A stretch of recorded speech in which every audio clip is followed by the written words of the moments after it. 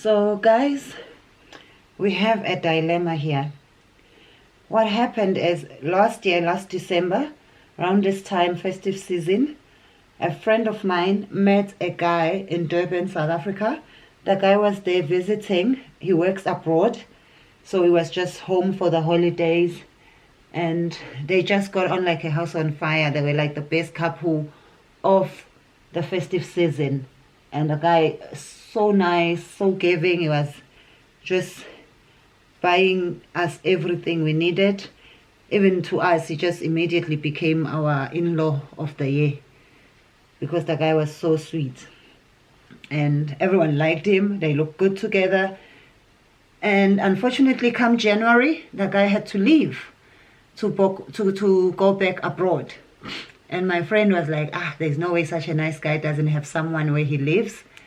So in order to just be able to get the last of his money, when he went back a couple of weeks later, she told him that she was pregnant. And she was hoping that the guy would just give her money and say, go and terminate. She'll just take the money, spend it.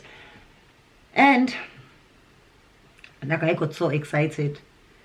The guy was so happy. He said it's going to be his first child. He's never had a baby before. So he was like super excited.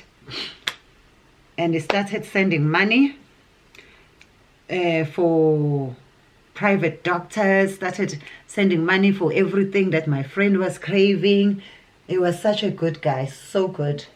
I remember there was a time when my friend told him that she was craving 5,000 rands. Guy deposits immediately. He was that good. And then as the time went by, we just started Googling those images of the scans for the baby, and we would send to the guy. My friend would send to the guy after the baby scan had like a name. We would just Photoshop it, remove the name, put my friend's name, and she would send to him. The guy was so happy, guys. And come end of September, my friend has to give birth. So tells the guy that she's giving birth in a few days, and the guy sends money for the private doctor, everything. It's all good, and he's such a good guy. He doesn't even ask for receipts, which was so lovely. But anyway, we could have just photoshopped any receipts that we wanted to send to him. And friend gives birth, and we go on Instagram, because you know Instagram, I love Instagram because you can get any photo you want. There are people who put photos of their newborn babies, and they will just keep updating every week, every month, every milestone. So we just targeted one baby. We started taking the photos, sending to the guy, and the guy was so happy. And the guy like actually looked like the baby. And the baby, you could say that was his baby. And it was such a cute baby, and she was dressing like so nice, very nice outfits. So the guy could see that his money was actually buying stuff for the baby. And we started sending. My friend was happy. The guy was happy. Everyone was happy. Until now.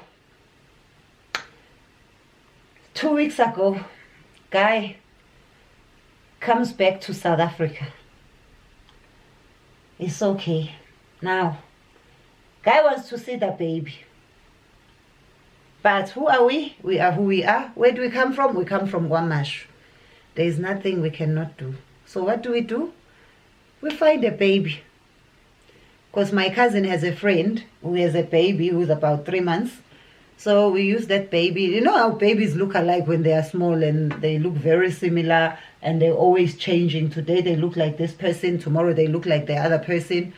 And the guy was so convinced. We took the baby. I gave it to my friend. My friend paid me 500, paid the baby mama 1,500. They take the baby. The father comes to see the baby. The father is very happy. Leaves more money. Leaves a lot of clothes like that he had brought with him from overseas. My friend didn't need the clothes, so she just sent the clothes to the baby mama with the baby. fine, everything is going well, everything is going according to plan.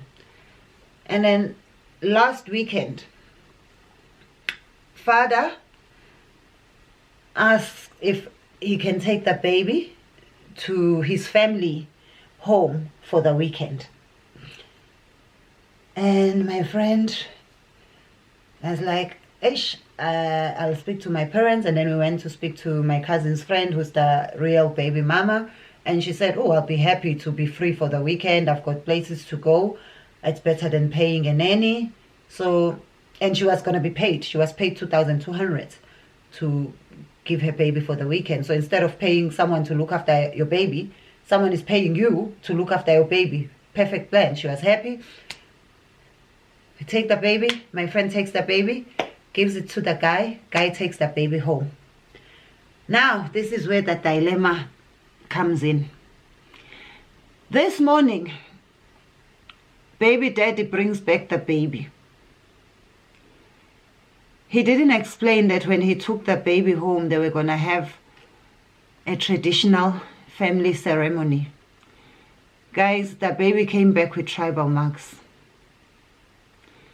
I'm talking about tribal marks, facial tribal marks on the face, guys. We have clans that remove a finger as part of their culture and as part of uniting the baby with the ancestors. That would have been easy to explain. We could have said the baby was bitten by a dog. The baby was playing with something that cut his finger. Guys, tribal marks. You know, African tribal marks. Now the problem is, who's going to take the baby back to the baby mother? Because the real baby daddy now wants to take the baby to his real home next weekend. Now, who's going to take the baby? Who's going to explain this to the baby mother? How do we explain this? And my friend thinks I should do it. I am not doing it. I am not doing it. I've done enough. This is not my sandwich. I am not doing it. Yeah. Guys, you need to please give us a list of tribes and surnames that still do tribal marks so that we know and we avoid them. Because, wow. How are we going to explain to the baby mama that we are returning her baby with tribal marks? I am no longer part of this, Mina. I never lied to any guy. This is no longer my sandwich.